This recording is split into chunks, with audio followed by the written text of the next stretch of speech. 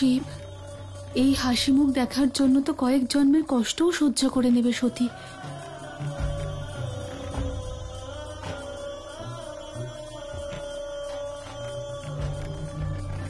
কিন্তু হয়তো এটা আমার জন্য নয়, না হলে আপনি আমার সাথে এত কঠোর, এত নিষ্ঠুর ব্যবহার করতে পারতেন না।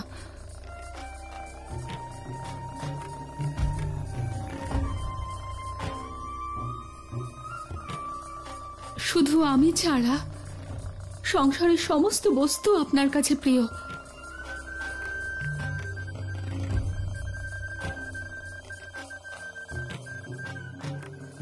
বোধহয় এটা আমারই ব্যর্থ আশা ছিল শিব, আমি অবোধ ছিলাম।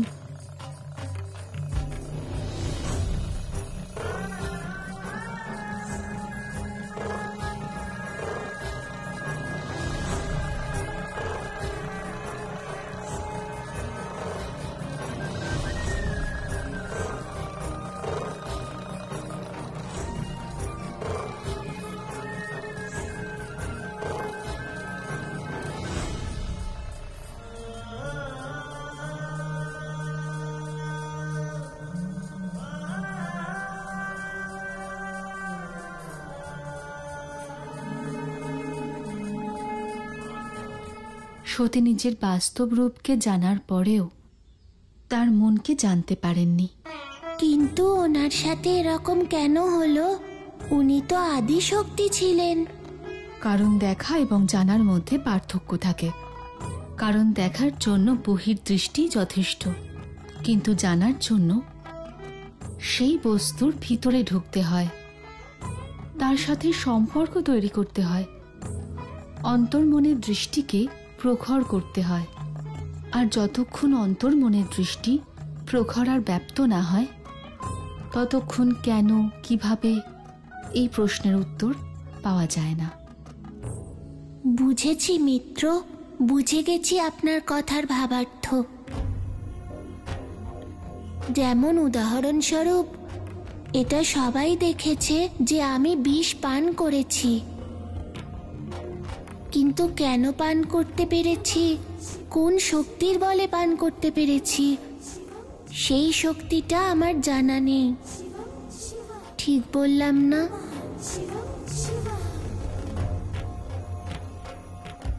এটাই তো আপনাকে জানতে হবে মহাদেব, তবেই তো আপনি আপনার মূল স্বরূপকে জানতে পারবেন, যে আপনি দেবাদিদেব মহাদেব। কাহিনী খুবই ভালো লাগলো মিত্র। তারপর শুনুন। পরের কাহিনী আজ নয় মিত্র। আমায় মায়ের সন্ধ্যা পুজোর জন্য ফুল নিয়ে যেতে হবে। এখন কাহিনী শুনলে মায়ের ফুল নিয়ে যাওয়া হবে না।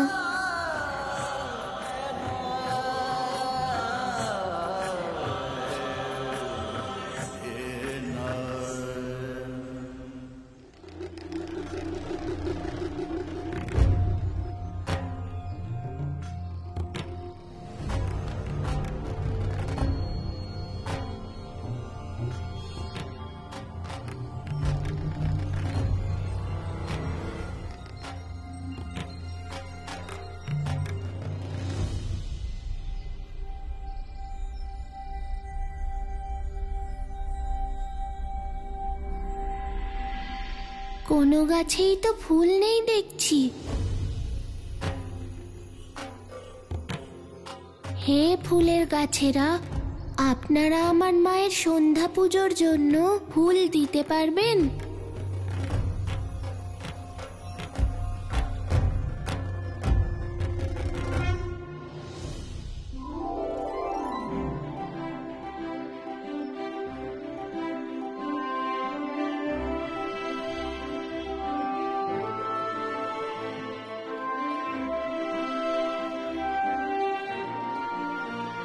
মায়াসুর, এটাই আসল সুযোগ শিশু ভোলানাথের থেকে প্রতিশোধ নেওয়ার, আর একে বিনাশ করার। এমনই হবে। শিশু ভোলানাথ এবার তোমার বিনাশ নিকটে আর নিশ্চিত বটে।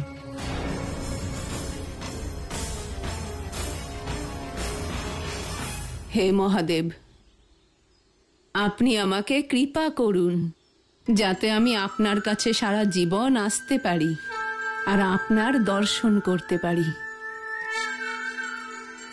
শিলাবতী, সারা গ্রাম মহাদেবের কাছে কিছু চায়, আর তুমি কত বছর ধরে এখানে আসছো, তবুও কিছু চাও না। চেয়ে নাও, এখানে চাইলে সবার মনস্কামনা পূর্ণ হয়। আমি ওনার কাছে আর কি বা চাইব? মহাদেব তো আমাকে পরিপূর্ণ করেই রেখেছেন, আমাকে নিরোগ রেখেছেন, তারপর আমায় এত সুন্দর নাতি দিয়েছেন। আমি তো শুধু এটুকুই চাই মহাদেবের কাছে, আমার মনে যেন আজীবন ভক্তি বজায় থাকে।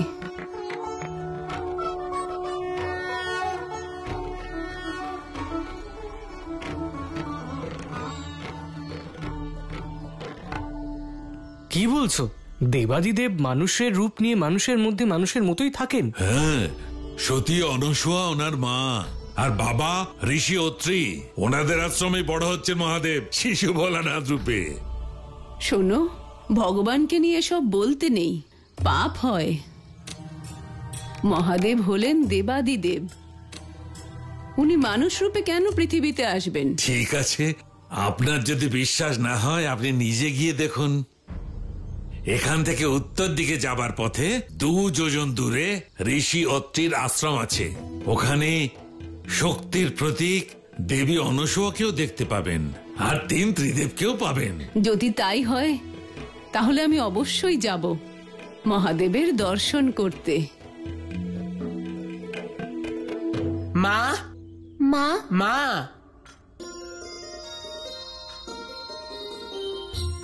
মা, আমরা বিভিন্ন ধরনের কত ফুল এনেছি তোমার পুজোর জন্যে। শোনো, সন্ধ্যা পুজোর আয়োজন করো। আগে কেমন লাগলো কাহিনী? খুবই ভালো মা, আর রোমাঞ্চকরও। কিন্তু ওনার কাহিনীতে দুঃখ কষ্ট বেশি ছিল।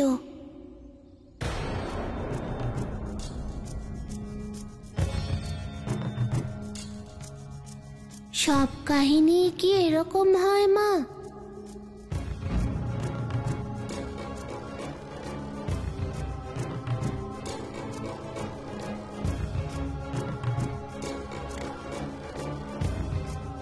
যার জীবনে যে জিনিসের প্রভাব বেশি থাকে সে সেই জিনিস নিয়েই কথা বলে।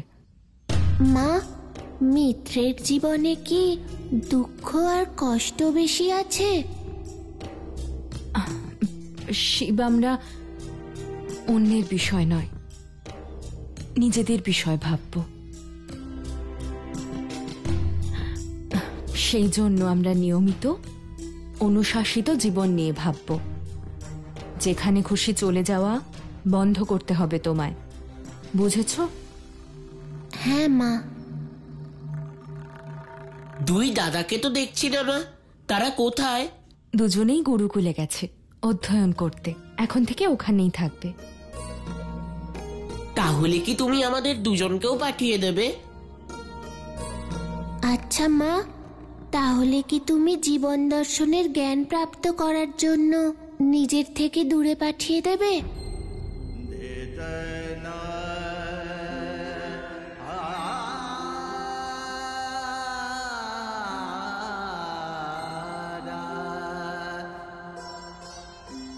না শিব, আমি তোমাকে আমার থেকে দূরে সরাতে পারবো না কখনো, কারণ তুমি সবার থেকে আলাদা। তোমার আমাকে প্রয়োজন, সব সময়, প্রত্যেক মুহূর্তে প্রয়োজন।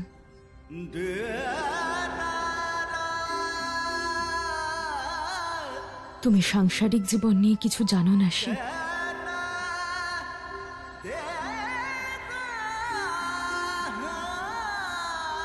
সেই জন্য এখন আমার অভিভাবকত্বে আমি তোমাকে জ্ঞানবান আদর্শবান আর প্রতিভাবান বানাবো। সংসার জীবনের সব জ্ঞান আমি স্বয়ং তোমাকে দেব।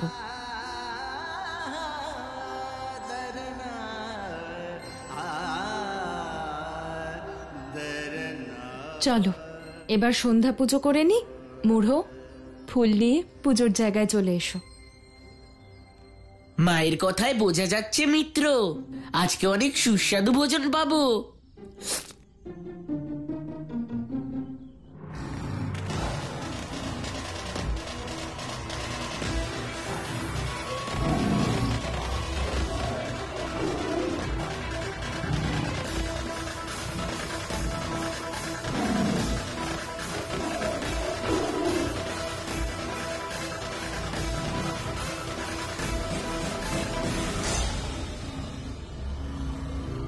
মূর্খ, তুই এই ভ্রমে আছিস যে আমি তোকে দেখে ভয়ভীত হয়ে পালাচ্ছি আর তুই আমায় তাড়াচ্ছিস। বরং আমি তোকে আমার লোভ দেখিয়ে তোকে আমার মায়া জালে ফাঁসিয়ে দিয়েছি।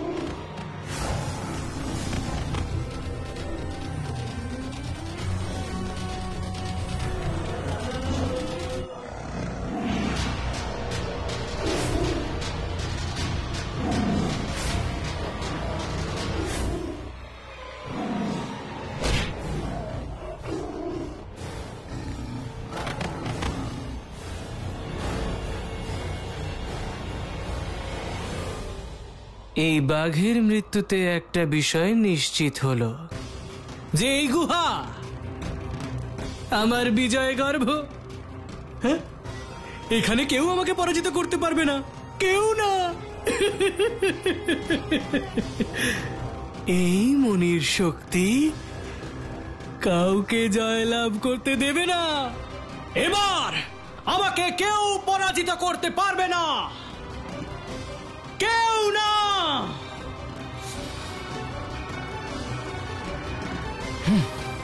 নিয়ে আসবো তোমাকে এখানে আমার বিজয় গর্ভ গুহাতে, আর বিনাশ করব তোমার, যেমন এই বাঘের করেছি। ঠাকুমা, এই নির্জন বনে এখনো অবধি কাউকে পেলাম না যে আমাদের বলতে পারবে যে আমরা সঠিক দিকে যাচ্ছি নাকি ভুল দিকে। বাবা সুকর্ণ, মহাদেব আমাদের জন্য কাউকে না কাউকে অবশ্যই পাঠাবেন আমাদের পথ দেখানোর জন্য। চলো ধ্যানে বসো, আমি পুজো আরম্ভ করছি।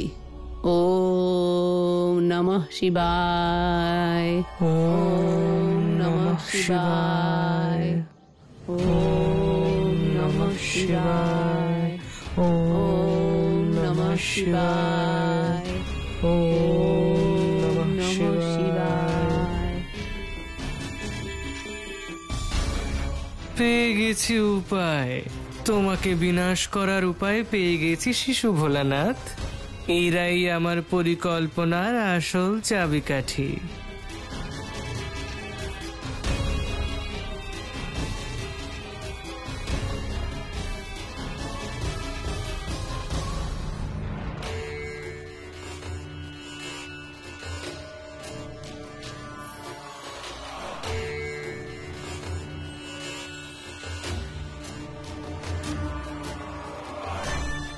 মহাদেবের অসীম কৃপা। দেখলে বাবা সুকর্ণ, মহাদেবকে বিশ্বাস করলে উনি কখনো নিরাশ করেন না। হ্যাঁ ঠাকুমা, মহাদেব আমাদেরকে সাহায্যের জন্য দূত পাঠিয়েছেন।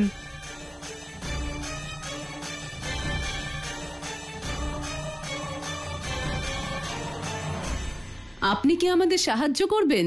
কেমন সাহায্য? আমরা মহাদেবকে দর্শন করতে যাচ্ছি, কিন্তু আমরা পথ হারিয়ে ফেলেছি। আপনি আমাদের ঋষি অত্রির আশ্রমের পথ বলে দেবেন, আমরা ওখানেই যাব। আমাদের মহাদেব শিশু ভোলানাথ রূপে, সতী অনুসুয়ার সন্তান রূপে ওখানে আছেন। নিশ্চয়ই বলবো।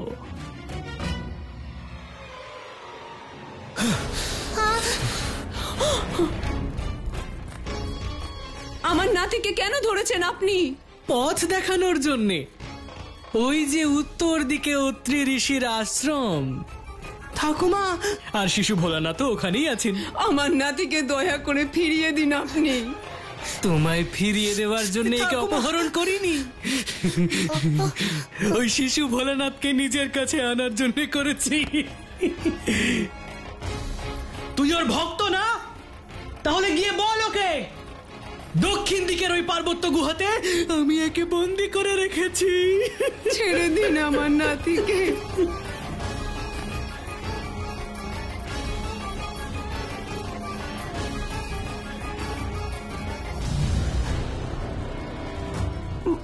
মহাদেব, মহাদেব, আমাকে সাহায্য করুন, আমাকে সাহায্য করুন মহাদেব। আমার নাতিকে বাঁচান আপনি, আমার নাতিকে বাঁচান আপনি। মহাদেব, আমার নাতিকে বাঁচান, বাঁচান আপনি। মনে হচ্ছে কেউ বিপদে পড়েছে। কে হতে পারে মিত্র? গিয়েই দেখতে হবে। মহাদেব, আমার নাতিকে বাঁচান আপনি।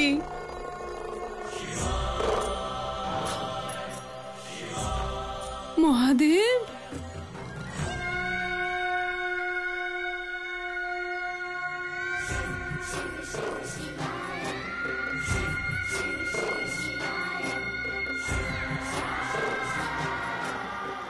আপনার দর্শন পেয়ে আমার জীবন সার্থক হয়ে গেল।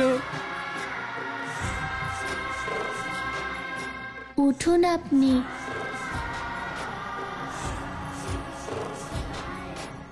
মিত্র, উনি খুব অদ্ভুত মহিলা। চলো আমরা আমাদের কাজ করি। আমি খুব অসহায়, আপনার দর্শন পাওয়ার আনন্দ থেকে আমাকে বঞ্চিত করবেন না। আপনার দর্শন পেয়ে আমার জীবন ধন্য হয়ে গেল। কিন্তু কিছুক্ষণ আগে আপনি আপনার নাতিকে বাঁচানোর কথা বলছিলেন, আর এখন আপনি অন্য কথা বলছেন। বিষয়টা তো ঠিক বুঝতে পারলাম না। আমি আমার মহাদেবের সাক্ষাৎ দর্শন পেয়ে নাতির শোক ভুলে গেছি। আমি আর আমার নাতি সুকর্ণ এই বনে পার্থিব শিবলিঙ্গের পুজো করছিলাম। তখনই এক রাক্ষস এলো। আমরা পথ হারিয়ে ফেলেছি। আপনি আমাদের ঋষি অত্রির আশ্রমের পথ বলে দেবেন, আমরা ওখানেই যাব। তোমায় ফিরিয়ে দেওয়ার জন্য একে অপহরণ করিনি, ওই শিশু ভোলানাথকে নিজের কাছে আনার জন্য করেছি। আমার নাতিকে বাঁচান আপনি। কোথায় নিয়ে গেছে? কোন দিকে নিয়ে গেছে? দক্ষিণ দিকের পর্বতের গুহায়। আর যাওয়ার আগে বলে গেছে, নিজের নাতিকে যদি জীবিত ফেরত পেতে চাও তাহলে শিশু ভোলানাথকে পাঠিয়ে দেবে ওকে রক্ষা করার জন্য। আপনি চিন্তা করবেন না, আমি আপনার নাতিকে রক্ষা করে নিয়ে আসবো। समस्या जीवन में हो भले, दूर हो जिसके साथ शिव चले, हर एक संकट क्षण में। মূঢ়, তুমি গিয়ে মাকে এই সংবাদ দাও যে আমি ওনার নাতিকে আনতে গেছি। जो आए उसे संभाल ले, सब इच्छा इच्छा है महादेव की, महिमा है महादेव की, सब इच्छा है महादेव की, महिमा है महादेव की, इच्छा है महादेव की, महिमा है महादेव